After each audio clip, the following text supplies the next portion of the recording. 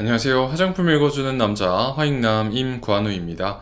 오늘은 비듬을 없애는 방법에 대해서 간단하게 알아볼 수 있도록 하겠습니다.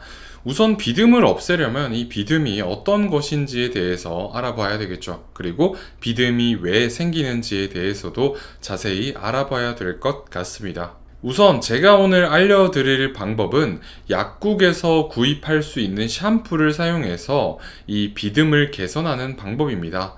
사실 비듬 환자의 경우에는 지루성 두피염과 비듬으로 동시에 고생을 하시는 경우가 매우 많습니다.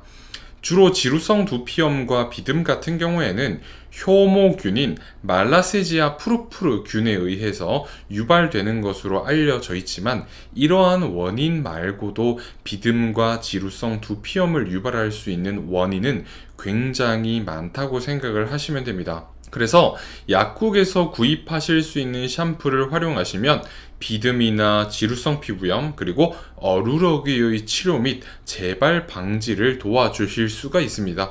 그래서 저는 의약품 샴푸를 사용하시는 것이 도움이 될 수 있다, 도움을 받으실 수 있다고 항상 말씀을 드리고 있고, 화장품보다는 일반 의약품 샴푸제 를 사용하셔서 이 약국에서 구입하실 수 있는 샴푸로 비듬과 지루성 피부염을 한번 치료해 보실 것을 권해드리고 있습니다. 우리가 일반적으로 정말 약국에서 쉽게 구매하실 수 있는 그런 제품이 니조랄 액과 덴드로프 쿨 액이라고 이름 붙여져 있는 그러한 제품들입니다. 지금부터 본격적으로 조금 알아볼 수 있도록 하겠습니다. 자, 니조랄 액과 덴드로프 쿨 액에 대해서 알아보겠습니다. 일단 제 경험을 말씀드려야 되겠는데요. 심한 탈모로 고생을 할 때 지루성 두피염과 비듬이 같이 유발이 됐었습니다. 그때 지루성 두피염과 지루성 피부염에 의해서 비듬이 생긴 것 같이 느꼈었는데, 그래서 저는 피부과를 방문해서 먹는 약도 처방을 받아보고 바르는 스테로이드제와 같은 약을 처방받아 보기도 했습니다.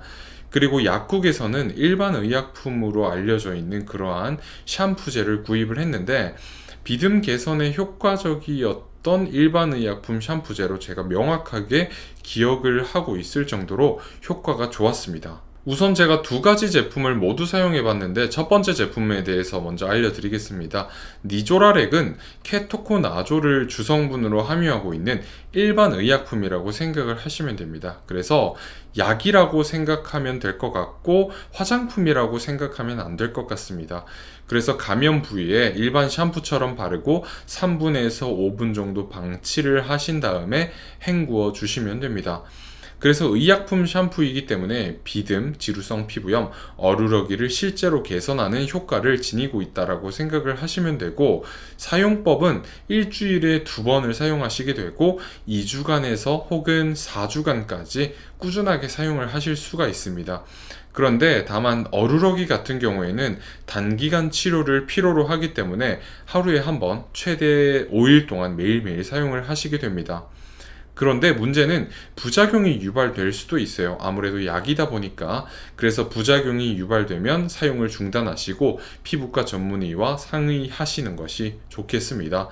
이렇게 니조랄액을 사용해 봤는데 경험이 너무 괜찮아서 제가 여러 가지 다른 제품들도 사용을 해보기 시작했던 것 같습니다. 우선 니조랄과 동일한 성분의 일반 의약품에는 나졸액, 니토졸액, 덴스탑 외용액, 덴드로프 플러스 쿨액, 비가졸액, 비스액, 스파우트액, 스파이크액, 키노랄액 등이 있습니다. 그래서 동일한 성분의 일반 의약품이기 때문에 약국에서 이렇게 다른 제품을 구입하셔도 됩니다. 덴드로프 쿨액 같은 경우에는 시클로피록스올 아민을 g당 15mg 함유하고 있는 의약품 샴푸라고 생각을 하시면 됩니다. 이 덴드로프 쿨액 같은 경우에는 니조랄이랑 주 성분이 다르다고 생각을 하시면 되고, 주로 지루성 피부염을 개선하는 효과가 있다고 기재가 되어 있습니다.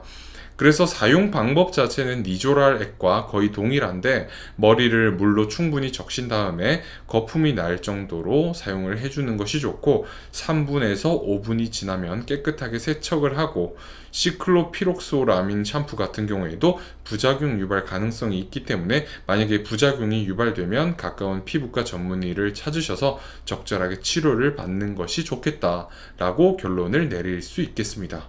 덴드로프 쿨액과 동일한 성분의 일반 의약품에도 굉장히 다양한 제품들이 있습니다.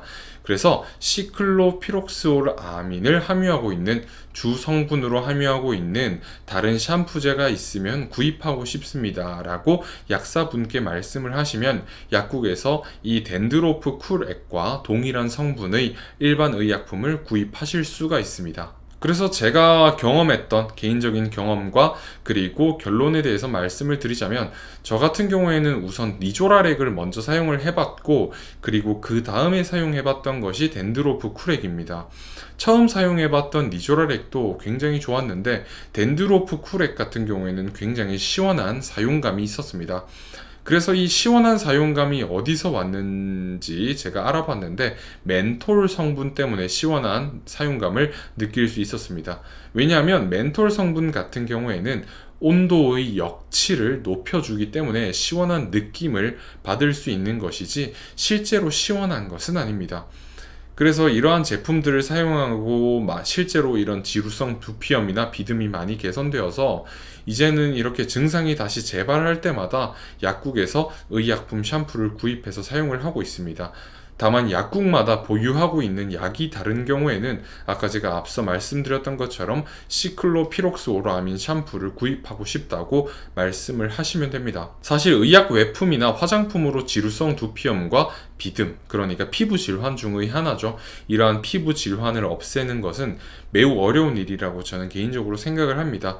그래서 일반 의약품을 약국에서 상담을 통해서 제대로 구입하실 것을 권해드리고 사용해 보실 것을 권해드리고 싶습니다.